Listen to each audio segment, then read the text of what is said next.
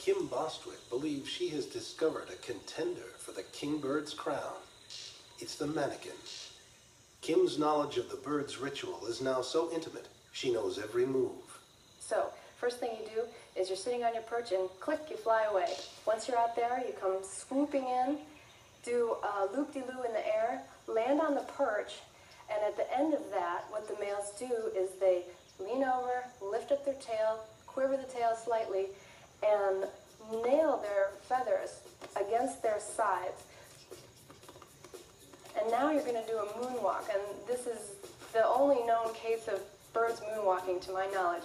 But they basically do these little steps backwards, and it looks like a Michael Jackson slide. It's very nice.